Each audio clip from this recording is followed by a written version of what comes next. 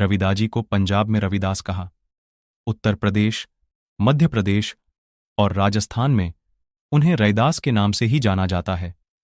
गुजरात और महाराष्ट्र के लोग रोहिदास और बंगाल के लोग उन्हें रुइदास कहते हैं। कई पुरानी पांडुलिपियों में उन्हें रायादास, रेदास, रेमदास और रौदास के नाम से भी जाना गया है। कहते हैं कि माघ मास की पूर्णिमा को जब रविदास जी ने जन्म लिया, वह रविवार का दिन था, जिसके कारण इनका नाम रविदास रखा गया। उनका जन्म माघ माह की पूर्णिमा को हुआ था। इस वर्ष 24 फरवरी 2024 को उनकी जयंती मनाई। चर्मकार कुल से होने के कारण वे जूते बनाते थे। ऐसा करने में उन्हें बहुत खुशी मिलती थी और वे पूरी लगन तथा परिश्रम से अपना कार्य करते थे। उनका जन्म ऐसे समय में हुआ था जब उत्तर भारत के कुछ क्षेत्रों में मुगलों का शासन था। चारों ओर अत्याचार, गरीबी, भ्रष्टाचार व अशिक्षा का बोलबाला था। उस समय मुस्लिम शासकों द्वारा प्रयास किया जाता था कि अधिकांश हिंदुओं को मुस्लिम बनाया जाए। संत रविदास की ख्याति लगातार बढ़ाई रही थी, जिसके चलते उनके लाखों भक्त थे, जिनमें हर जाति के लोग शामिल थे। यह सब देखकर एक परिद्ध मुस्लिम सदना पीर उनको मुसलमान बनाने आया था। उसका सोचना था कि यदि रविदास मुसलमान बन जाते हैं तो उनके लाखों भक्त भी मुस्लिम हो जाएंगे। ऐसा सोचकर उन पर हर प्रकार से दबाव बनाया गया था, लेकिन संत रविदास तो संत थे। उन्हें किसी हिंदू या मुस्लिम से नहीं, मानवता से मतलब था।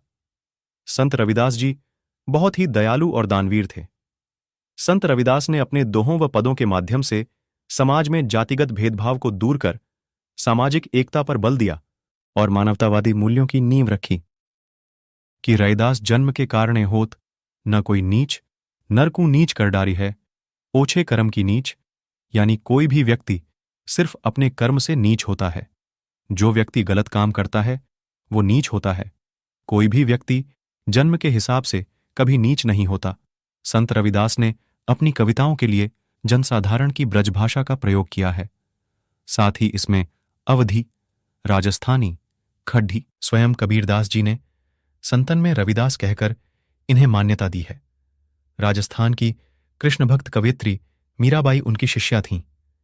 यह भी कहा जाता है कि चित्तौद के राणा सांगा की पत्नी झाली रानी उनकी शिष्या बनी थीं।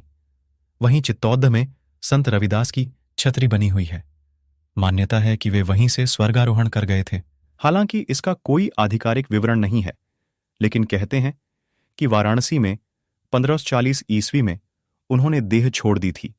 वाराणसी में संत रविदास का भव्य मंदिर और मठ है, जहां सभी जाति के लोग दर्शन करने के लिए आते हैं। वाराणसी में श्री गुरु रविदास पार्क है, नगवा में उनके यादगार के रूप में बनाया गया है, जो उनके नाम पर गुरु रविदास स्मारक और पार्क बना है।